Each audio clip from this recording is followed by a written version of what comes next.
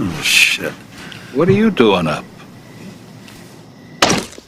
Boys, this is White Pill. Welcome back to the channel. So this week I have more of a rant video rather than anything else. It's not going to be super polished. There aren't really going to be many visuals. There might be some, but this is for audio listening rather than visual. Last week I covered the Pusher trilogy, which was directed by Nicolas Winding Refn. I love those films. I thought they were these great human approaches to crime in Copenhagen, and I was genuinely impressed. Very highly ranked for me. I loved them. I loved them. I've been shilling this for the last few weeks, but you can watch them all for free on Tubi TV, so I have a link to that down below. Tubi TV, free service. If you have ad block, you don't even have to watch the ads that they put in the movies. So there you go. But while I watched and enjoyed those movies, I was curious about what else the director had done, and it turns out he's the director for Drive with Ryan Gosling, which I had never seen before. But I know that some guys, young men, Zoomers, some millennials, poodle heads, as we refer to them on this channel, enjoy Drive. And even though I had never seen Drive before, rightfully, I was prejudiced against it. So I decided to more accurately destroy Drive. And those who enjoy it, I would watch Drive for the first time and then some other films that this director had done. And I was honestly a little shocked by how bad I felt this director has gotten over time. I'm going to be covering Drive, Bronson, Only God Forgives, Neon Demon, and at the end I'm going to have some extra films that I saw and want to bitch about, but those will be done pretty quickly. It's pretty shocking to see how far he actually fell, going from Pusher to Drive and the rest of this stuff, but yeah, I think his later work is dog shit. There's going to be full spoilers for all four of those movies and the movies at the very end, but I hated them. This is a rant, so let's just get into it. We're going to talk about Drive and how absolutely correct I was to shit on Drive without having seen it. I just knew it was going to suck. And of course I was right, and it does suck. Drive, starring Ryan Gosling, the literally me of autistic men on 4chan who can't pick a better literally me like Tani from Pusher. Instead, they go for Ryan Gosling. But Ryan Gosling works as a driver. He moves robbers around.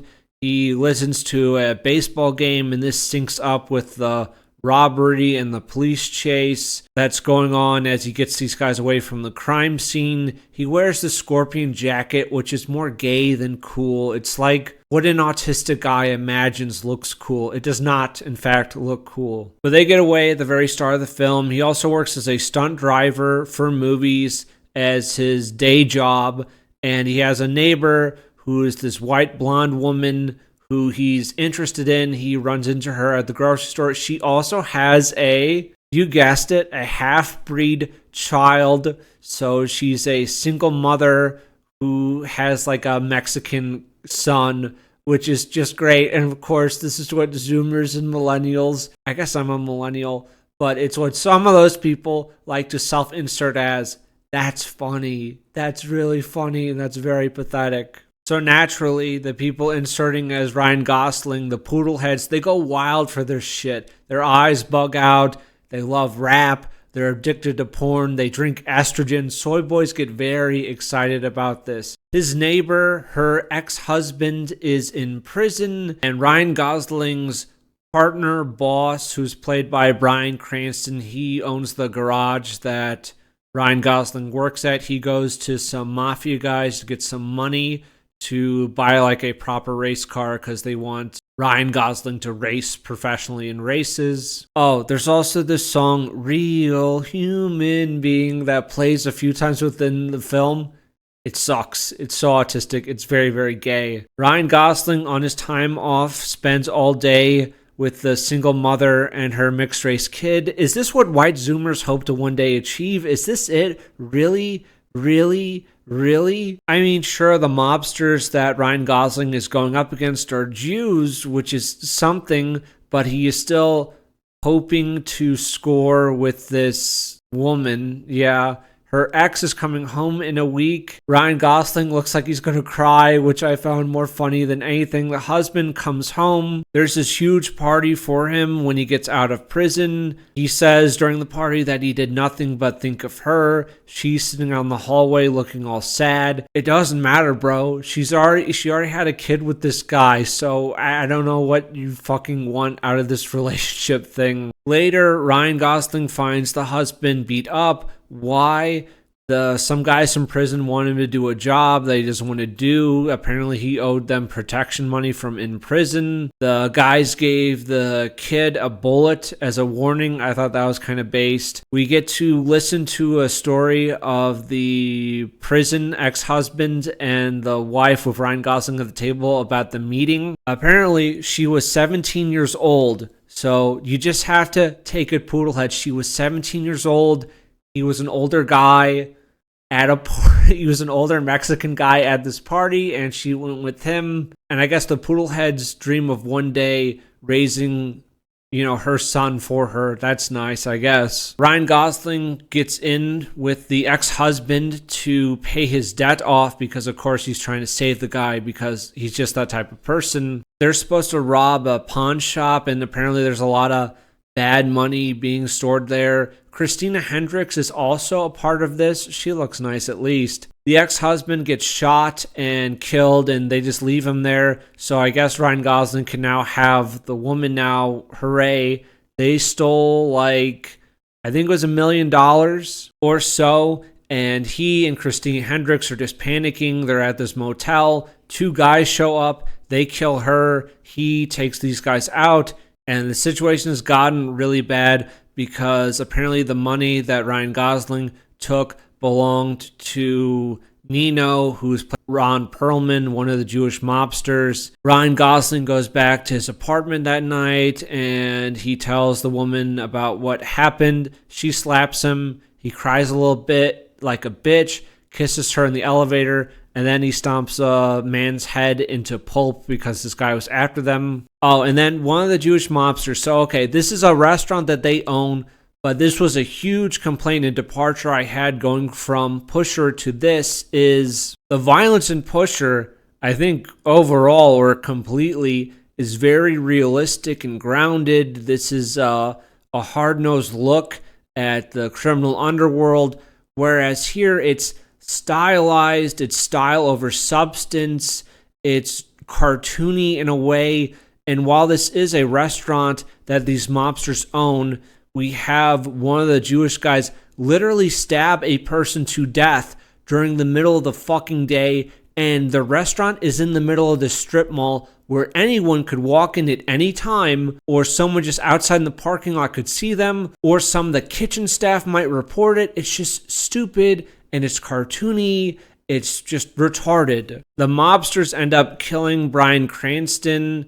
The retard, or Ryan Gosling, finds his body. I don't care. You don't really care. Ryan Gosling and Bryan Cranston did not have much of a relationship. It wasn't really developed. I know you can say less is more, but in this movie, it was just less is less. There was nothing there to latch on to. There aren't really any characters to root for because honestly, what self-respecting white guy is unironically rooting for Ryan Gosling to hook up with this chick so he can raise her Mexican kid? That sounds like a lot of fun. We have some awful neon club music shit. Ryan Gosling is pursuing Ron Perlman. He rams their car. It's kind of unbelievable how he's able to ram Ron Perlman's car off this cliff because his car is not very big or sturdy. It's kind of a small car and not really built for that. And then he knocks that car down the hill. Also, some complaints. So, in the beginning, we had the drive sequence getting away from the police. And then we had a small drive sequence when they're driving away from the pawn shop robbery. And then we had this minor scene here where he's going after Ron Perlman. But for a movie called Drive, there's really not a ton of driving, right? I'll actually make a comparison to another movie I saw at the very end. And that movie I also don't like, but it had more driving, and I think it's a better film for Zoomers and millennials if they're just looking for some crap to watch. Of course, Pusher's better than all of this, but regardless. Yeah, and Ryan wears this mask and he drowns Ron Perlman in the ocean, calls the girl and says that you're the best thing that ever happened to me. That's really sad and pathetic. The other mobster offers the girl is safe forever, but he can't say that Ryan Gosling is safe. They come to terms. Ryan Gosling is supposed to hand the money over. The mobster stabs him in the parking lot, and then he gets him back. And then we just have a long shot of Ryan Gosling's face as he drives away, probably to die off in the sunset, or maybe he's just going away. That was the film. It was rather boring with long, drawn-out sequences where there's not a lot of dialogue. It's kind of shit. Frankly, you've seen this movie before. It's just a little too bare bones with character motivations, and you just don't have strong characters. There's no substance here. You have a shit plot. The revenge for Brian feels very weak. They didn't interact much. There you go. The love interest is also terrible. It just feels like a humiliation for young men. Like, hey, you can have this woman's sloppy seconds after she's been with a Mexican convict and you can raise your kid. That's really the best you can hope for. Or you can autistically commit suicide with the scorpion jacket, of course. I really, really don't get the self-inserting for Ryan Gosling of young men. You can do better. You can do better. You can do better. I don't know you. I probably fucking hate you, but you can do better. Oh, and we end with real human being. It's so awful. There aren't any cool characters. The elevator scene where he stomps that guy's head in is just ridiculous. It's safe, edgy. Yes, that's how I would describe this film. It's like iDubbbz. You wear a mullet, you have some trashy tattoos, but you're a fucking pussy and you're a fucking bitch. You have this cartoon hyperviolence wrapped in this autistic package. Our next rant, Only God Forgives. We are set in Thailand. Again, we have long, autistic, no-speaking sequences. Frankly, we have some amateurish, like, film school level of lighting with red and blue light to let you know which characters are bad and which characters are good. The characters in the red light are bad, and the ones in the blue light are good. Fucking hate that so much. That was very bad, very bad. But we're in Bangkok. We have Ryan Gosling and his brother. They run this dojo fighting training arena thing. Ryan Gosling's brother is in charge of it all. He wants his 14-year-old girl as a prostitute, and when the guy there won't give him a prostitute, he starts attacking them. Later, the brother kills a whore. We have this Asian face in blue light while the brother's face is bloody red. The police let this Asian guy, who's the father of the whore, beat Ryan Gosling's brother to death. We have Ryan then tied to a chair. He's in red. He watches this prostitute masturbate. His brother is now dead. Ryan's got to go try to get revenge for his brother. He's found the guy who did it, and the guy who did it has blue rags for his broken arm or his sliced off hand because the police guy that let this man get revenge for his daughter also punished him because he let his daughter be a prostitute and all that to make money for him. Another great thing about this film is the only good characters, the only redeemable characters are the non-white characters. All white characters in this film are bad people, and it's a good thing when they're murdered. It was not subtle. It was not behind the scenes. That's not a reach for me. It was some of the most egregious race politics I've ever fucking seen. It's genuinely awful. But their mother comes in, and the mom puts out a hit order on the man who killed her son. So that guy is killed. The mom is also incestuous, and that's just weird, but all the white people are bad. We saw the policeman, and he has a family, and it's very nice and humble, and they're not incestuous or weird, but the white people are. For no real reason, Ryan Gosling, when he's in this club, he just attacks this guy who is being polite to him. Maybe he kills him. Later, he's having dinner with his mother, and he brings this whore with him to dinner. The mom then talks about her son's cocks and compares them says that Billy, the dead son, was all that Julian wanted to be, Ryan Gosling. The mom is still upset that this cop was involved in the death of her son, even though the son wanted to rape a 14-year-old prostitute, and he did rape and kill a woman. But the mom decides to contract out a hit on the police captain, so they hire some Asian guys because their vengeance they have to hire out. They're not going to do this vengeance themselves. So they have some of the Thai guys with submachine guns, and they go into this crowded restaurant and they shoot and kill like 20 fucking people, and they don't kill the captain. And it's just very silly and it's very dumb. And to talk about race a little more, whites hire natives to do their killings. They don't do the killings themselves, except for the brother when he kills a prostitute.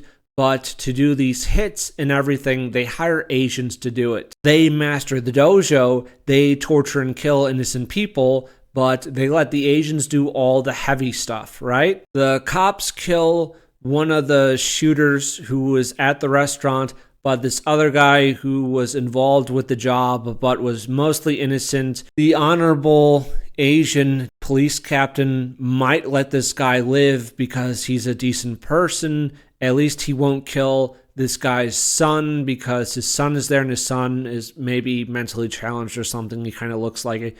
The Asians are able to show the most mercy in the film. The cops then go to this club where they find the white guy who put the hit out on the police, and he's just torturing the guy. He blinds them. Take that, whitey. There are no white people who can be saved in these films. The lighting overall, it felt so childish at the start, and we have so many slow, boring scenes. And okay, an argument you could make is that while we are in Bangkok, a white killer would stand out a lot more than an Asian killer doing the shooting. But Bangkok, I don't know, but I feel like that's probably a major city with a lot of tourists coming in and out. So maybe you could get away with doing violence with your own hands, but it's probably more difficult. Anyway, whatever. The cop ends up finding Ryan, and Ryan offers to fight him, so they agree and go to the dojo. Stakes have never been so low in a film. Who the fuck am I rooting for? The Asian cop, I guess? You're not allowed to root for the white people. All the white people are autistic and weird and also hyper-violent, or they're incestuous, or they like rape and kill prostitutes. So who exactly are you supposed to root for? What are my goddamn stakes? So Ryan Gosling and the police captain fight, and the Asian guy is totally killing him. Actually, I watched this fight 3 times. Ryan Gosling does not hit him a single time, but the Asian guy demolishes him.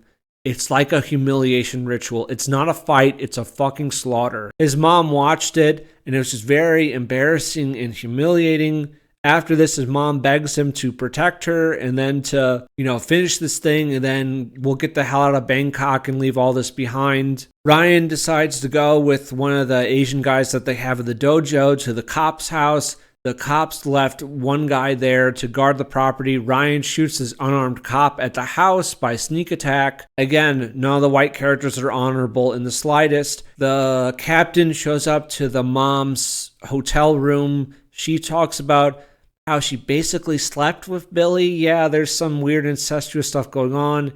She had Julian kill her husband. And while this is going on at the house, the police captain's 2 daughters show up. The Asian guy that's with Ryan Gosling kills the older girl, and he's going to kill the kid, and Ryan shoots him in the back. So I guess you could say that Ryan is maybe slightly more honorable than some of the other white characters, but he's not really someone to self-insert as, someone to root for, because again, he gets his fucking ass beat in the dojo. He doesn't land a single hit. He's a pathetic little character. The captain, whenever he's been delivering justice, he's been pulling out his like traditional Thai sword and distributing justice in this way. So he pulls out his little faggot sword again. He kills the mom. Ryan Gosling stole a sword from the captain's house, and he goes back to the hotel room. He finds his mom's body, and he stabs his mother's corpse. He makes a wound in it, and then he puts his hand inside the wound he made in her. Wow, I wonder what the director was trying to say here. This is so incredible. You blew my fucking mind. Is this supposed to be a metaphor for rape? No way, dude. You're so fucking clever, just like with your lighting. Dog shit. It's just nasty and gross. The cops are in this club. They're doing karaoke. Ryan Gosling shows up. And then we have this weird sequence where maybe it's a dream, but I think he and the cops just went out into the woods. And Ryan Gosling holds his hands out for the captain to slice them off, offering his life to be sacrificed for white guilt. All whites must be killed. We end with the cops singing karaoke again in the club. This was a rather anti-white film. I was genuinely surprised because in Busher, you had your characters be a little racist towards Muhammad and such and make some racial comments which felt real, that felt human. But in here, it's just humiliate and kill all the white people. There aren't really good white people. Ryan Gosling refuses to kill a young Asian girl. That's something, I guess, but he still murders an unarmed cop who's just doing his job and is not really a respectable or decent person. So really hated this one. This is probably the worst of this director's films that I've seen. Just very, very bad. Bronson. This is about a real-life English prisoner called Charlie Bronson. We open up with this prisoner fighting guards. Bronson just seems like this little petty criminal. He's played by Tom Hardy. Michael Peters was his real name, but he eventually adopted the name Bronson, like the Death Wish movies, so that's where the name comes from. Bronson is like his alter ego. So several years ago, he had a shotgun and he robbed a post office and he was sentenced to serve 7 years in prison. He is fighting guards. There's some Wagner opera music playing, which is cute because I just covered this 8-hour series on Wagner a couple weeks ago on the channel, so that was fun. And while he's in prison, we have these cuts to him on the stage addressing this audience about his life, how he ended up in prison and all that. He has been sent to many prisons all over England. And then the funny farm, he gets moved around so much because he just assaults guards and prisoners a lot and just commits so many crimes that they just have to keep moving him around and placing him in solitary confinement for his safety and the other prisoners' safety, right? While he's at the funny farm, we had this very, very lovely scene, which I just love, where this guy shits in his hand and then rubs it on his own face. That was amazing. I love this director so much. They are drugging him while he's at the funny farm. It's kind of like Cuckoo's Nest, except Jack Nicholson in that film is funny, charismatic, he helps people, and then there's tragedy. Bronson in this film is a violent sociopath, and the guards, frankly, should have been a lot more abusive towards him and should probably torture him on a daily basis. As of right now, it's just Bronson being a little fuck up and passed to everyone else in the prison. What are my stakes? On the outside, he had a wife and a young child when he went away for robbery for 7 years. He doesn't seem to give a fuck about his family at all. He strangles a guy at the funny farm, which he did not kill. So because he didn't kill him, they decided not to give him a trial. They talk about how he spent 26 years in solitary confinement. How much assault did he do, though? What's the true story? I'll get into that in a little bit. But while he's in prison, he also starts many riots where he would end up on the roof of the prison and do a shit ton of damage by destroying the roof, and they would eventually have to talk him down. But he talks about this in a gleeful tone where he has cost the English taxpayer, the average working class Englishman, tens of millions of pounds worth of damages. What a fucking cunt. Why is it not an immediate death sentence for starting a riot and for causing a certain amount of property damage? You just fucking kill that person for doing this amount of damage. But eventually he does get out of jail and he's just a fucking menace. His parents bring him back to their place. He does not inquire about his wife and child at all. He doesn't really like living in English suburbia, so he goes to stay with his Uncle Jack. and his Uncle Jack is this weird kind of hipster guy who knows some trannies, so they're just kind of hanging out in this apartment. This time is doing some underground fighting. He urinates on a fallen opponent.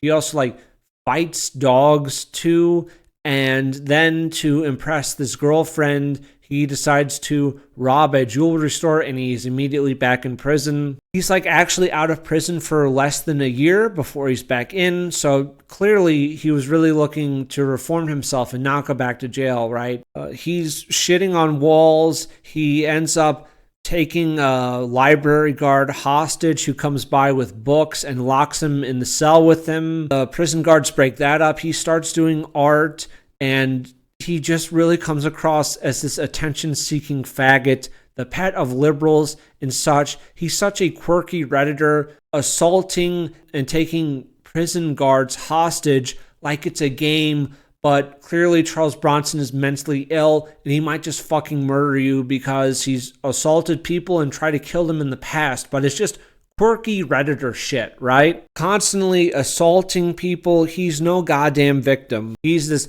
pathetic worm that should have been killed a long time ago. And the last shot in the film is him in the steel box that he can't even sit in, and he's crawling and reaching up for release, and then these heavy steel prison doors shut, and that's the movie. But you can look up the guy yourself, but apparently he started a few riots. He's cost tens of millions of dollars and pounds once you adjust for inflation. Multiple assaults on prison guards, on other prisoners. He's tried to murder several people in jail, tried to poison people. He's a fucking menace that just gets off on the attention. And in any decent society, this isn't an attack on English people. This is just an attack on the prison system and liberalism and the idea that you can reform some people. Some people cannot be fucking reformed. They're just broken. You kill them. We used to do this in the past, and it was a much better system because it doesn't seem like he even had a really bad childhood. It seems like his parents were very normal and treated him well. He's just doing this for attention or whatever, but he's a guy that really wants to stay in prison, and the idea that the prison system is being cruel to him because he's been in prison for 30 years when he was only supposed to serve for 7 years. He's in there because he keeps fucking assaulting people, right? Whenever he's due for release, he then commits another crime, so he stays in prison. He wants to stay there because he's a nothing on the outside. Again, this was another film by this director where there are no goddamn stakes. There are no characters to root for. It's a very shit film. I was very disappointed with Bronson. I would still probably put Only God Forgives below this because that was more egregious. Now we are on to Neon Demon. So, Neon Demon, this is the third one I saw from this director, and Neon Demon, we begin with this shot of this young woman on this couch. It looks like she's dead. She is in fact not dead. This is just a fashion shoot. Our main character is Jessie. She has come to LA to be a fashion model, and she's just doing this little photography shoot. We have Jenna Malone, who I don't know too well. She was in Sucker Punch. You know what? I'll fucking say it. I'll fucking say it. Sucker Punch is a decent film. Sucker Punch is a decent film. You got hot chicks. They're running around. They're doing shit. It's like fantasy. It's like steampunk. That ain't so bad, right? That's not so bad. That's not so bad. That's not so bad. Fucking. But Jenna Malone is here, and her name is Ruby. She does makeup. Jessie reveals that her parents are dead, or so she claims, and Ruby decides to take her to this party where they meet these other two models who are both blondes. They're very pretty. The models have a discussion about whether they are food, sex. Both are things to be devoured, to be taken, to be used. The models say that Jessie is perfect.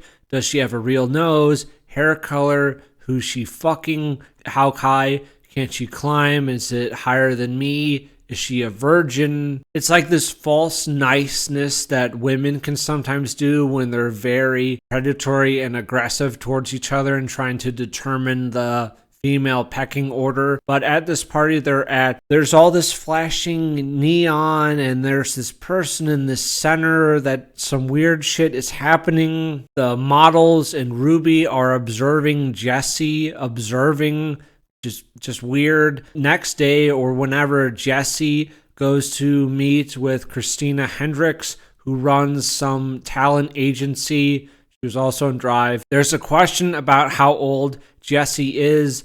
She is said to say that she's 19. She's younger than that. I think she's 16 or 17 years old. Oh, and Christina Hendricks comments on some of her photos and says they look like amateur work. The photos were actually taken by the photographer who's waiting for her outside. They're somewhat dating, I guess. They drive to this scenic spot and she's like practicing walking on the runway. She actually just turned 16, I remember now. She doesn't kiss him. She talks about how she can make money on being pretty. But when she goes back to her room alone, someone is in there. We have Keanu Reeves here who runs the motel, and he's this very shady, kind of nasty white trash guy. But they go back to the room, and there's not actually a person in there. It's a mountain lion. There's something there about femininity, female power, whatever. You know, you have the lioness on the African savanna, and the lioness is the hunter, right, and does the killing, and it's this powerful female animal and this mountain lion. So there's something there about like female power or something. But Christina Hendricks was able to get Jesse into a photo shoot with this very famous photographer. The photographer, when he sees Jesse, by the way, Jesse, she looks pretty like plain, average, just she looks fine. I don't think she's particularly ugly, but I would never describe Jessie as like exceptionally beautiful, you know? The photographer Jack calls for a close set. Jenna Malone says that she can stay but is told to go. Jack tells her to take off all of her clothes. She goes fully nude and she looks very, very uncomfortable here. Jack starts putting body paint on her. Jenna waited outside of the building for her, says that she shouldn't be alone with him. Jenna, at first, just seems like a woman in the industry who's trying to protect her from sexual predators, but there's a little more going on there that we'll get to later on. Jessie says that she isn't as helpless as she looks, promises to call Ruby if there's trouble. Ruby ends up meeting up with the models. They talk of expiration dates, that they have a set time within the modeling industry and then they're no longer beautiful and are tossed aside, discarded for the younger models. Modeling seems like shit, like a lot of other industries that rely completely on your looks. Like, again, yes, your looks will fade with age. That's natural, that's human, no one can avoid that.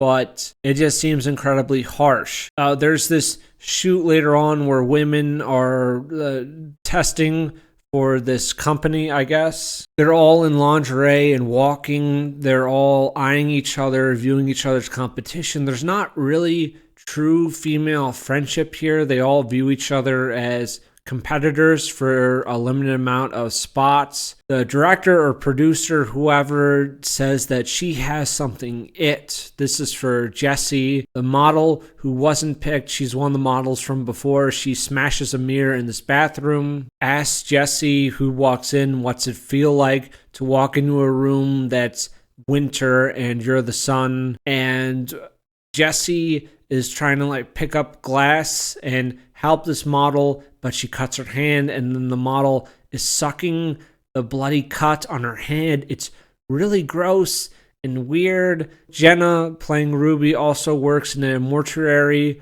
where they're preparing bodies to be viewed at funerals. Jessie returns to her motel room and she ends up passing out as the photographer boy who they're kind of dating comes with flowers. The boy goes down to Keanu Reeves' office and he pays Keanu for the damages that the mountain lion did. Keanu Reeves then offers him a 13-year-old staying in the motel who's a runaway. There's probably something there about expiration dates or whatever. One of the caddy models calls Jessie masculine, and that's probably why the director picked her. She then lists all the work that she's had done, all the plastic surgery. Jessie says that she likes how she looks, and then the other model says that no one likes how they look. Then they're at this show. There's some weird shapes in whatever. There's like this red color. She sees herself, kisses herself. I don't fucking know, man. These European directors. Stakes? I have stakes question mark underlined at this point. I'm not impressed with all these long sequences. We are an hour in, and what is the point? Dean is the name of the photographer boyfriend, and after the show is done, she brings Dean to this restaurant.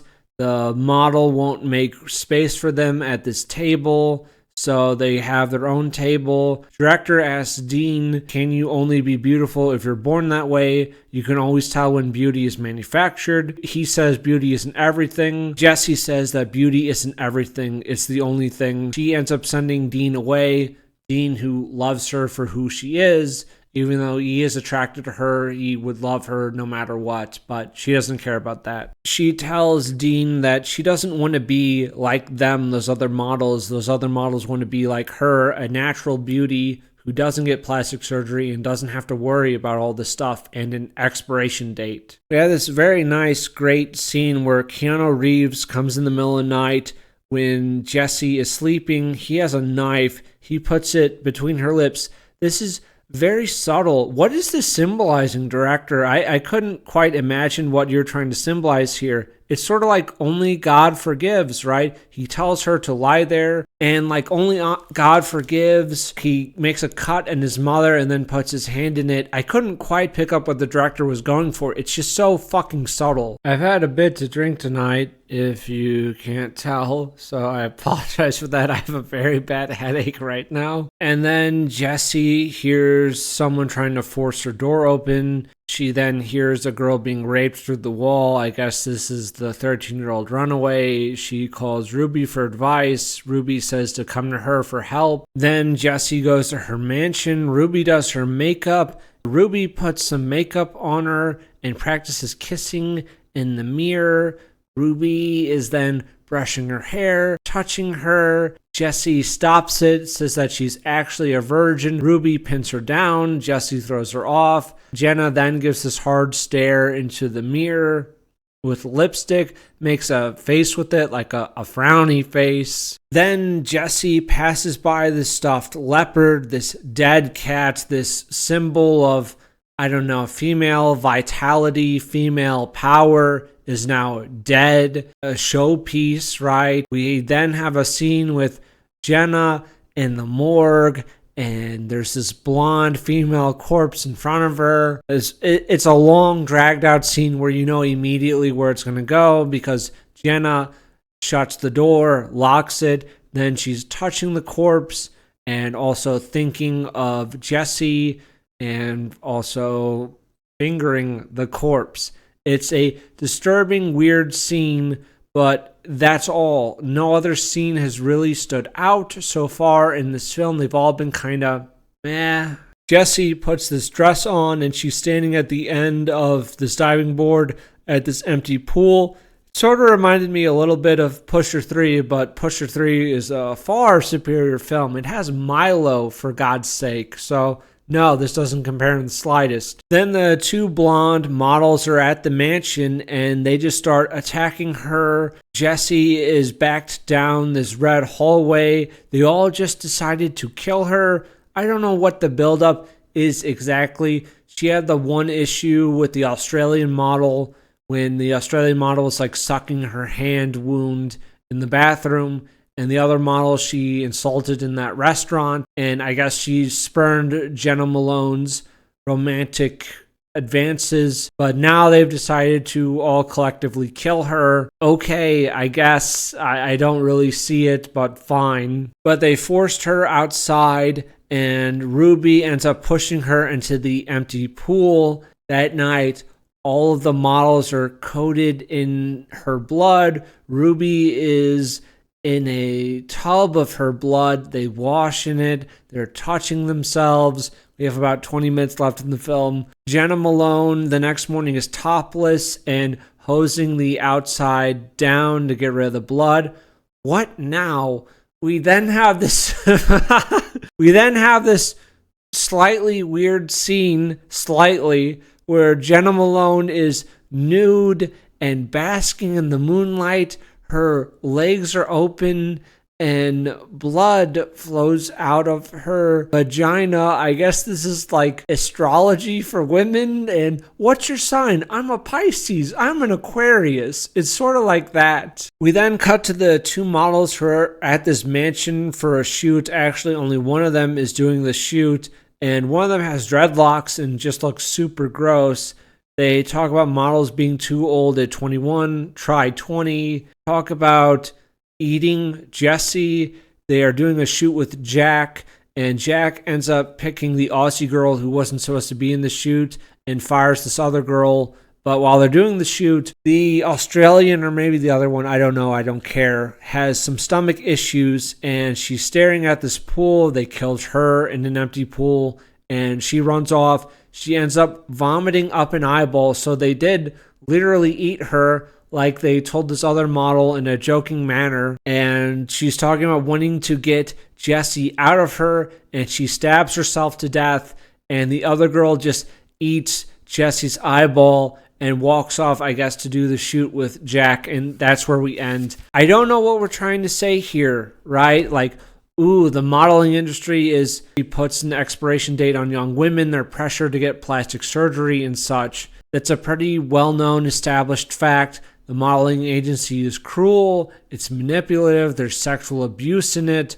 Okay, that's fine. We already know that. And in some films that could work if we had a compelling plot and characters, but we don't have that here. What are our goddamn stakes? A very consistent problem with this director is, what characters am I supposed to root for? What are my goddamn stakes? Pusher did not have these issues. Pusher 2 didn't have these issues. Pusher 3 didn't have these issues. But these films absolutely have these issues.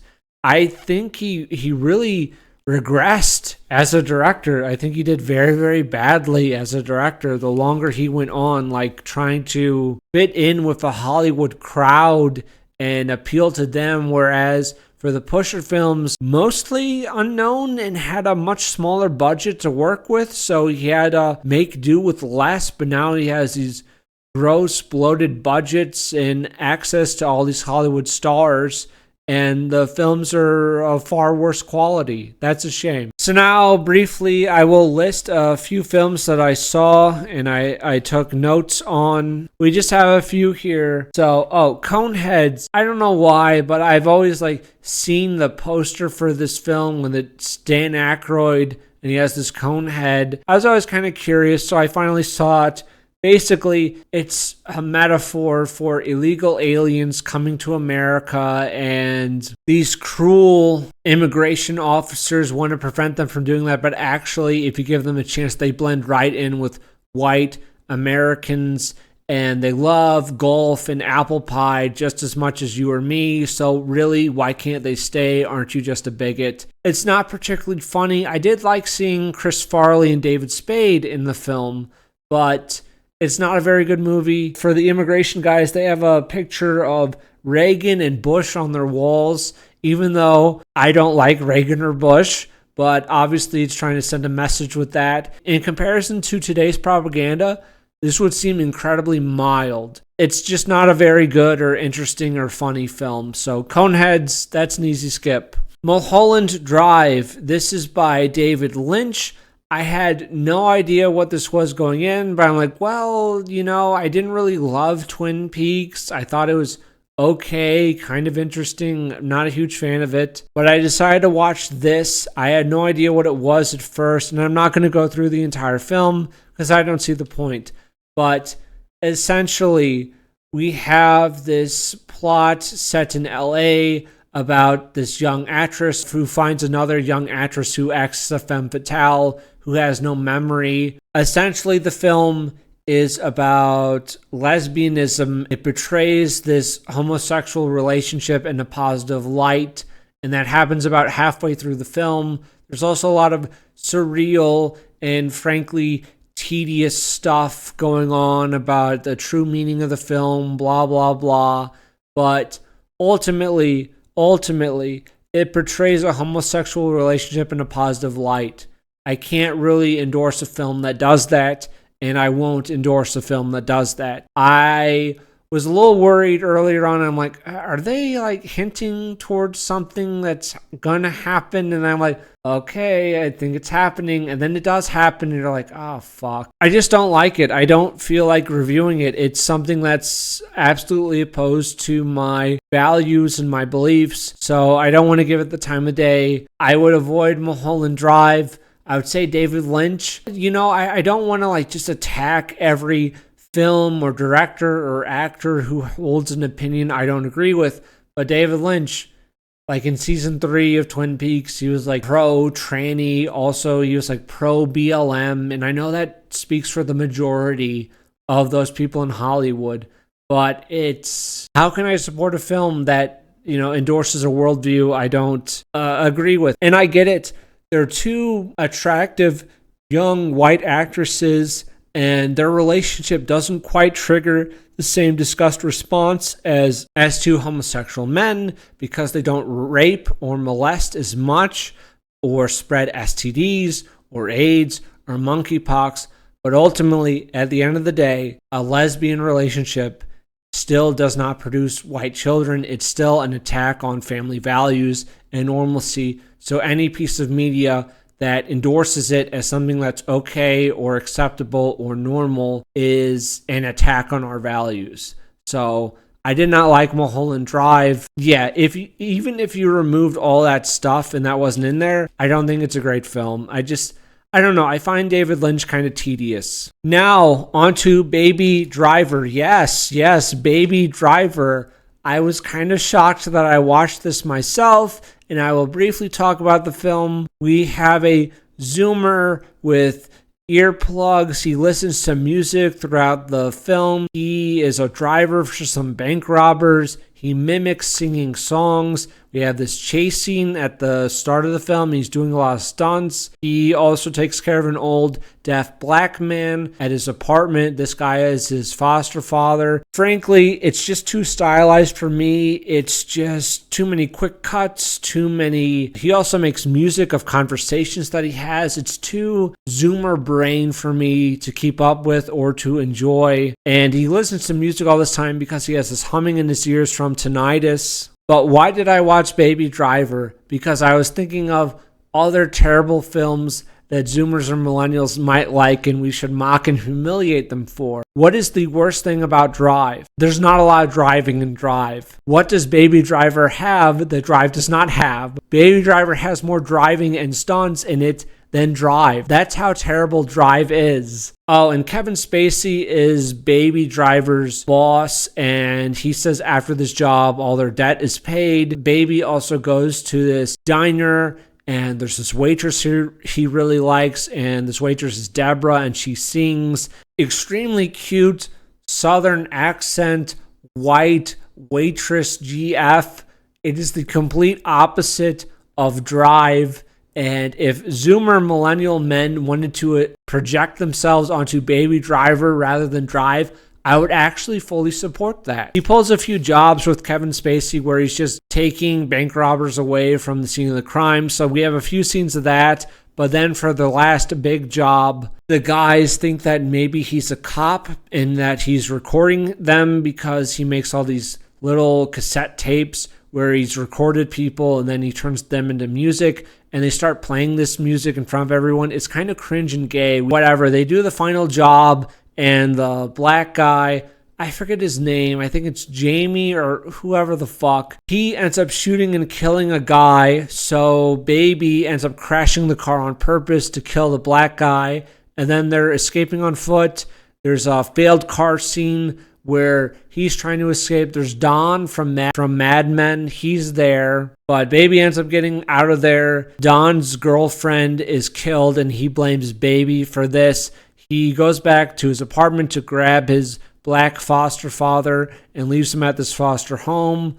He goes to collect his cutie pie white GF. But Don is actually at this diner. They listen to his music together. Like Don takes one of the earbuds out and puts it in his ear, and they're all listening to it. Baby then shoots Buddy. That's his name. That's Don's name, is Buddy in this film. And he shoots him and runs with it with his girlfriend. He kisses the girl. He calls Doc, who's Kevin Spacey, he's hung up on. We have this new car chase scene. He goes to Doc, and Doc agrees to help because they're in love, and he was in love once. Then Buddy attacks, and Kevin Spacey is killed. He gets his mom tape because his mom was a singer who was killed in a car accident. It doesn't matter. But we have the climax of this film being with cars. It's a literal car fight between him and Buddy. There's more cars fighting in here than in Transformers. He ends up killing Buddy, and then it's sunlight, and he and the girl are driving off,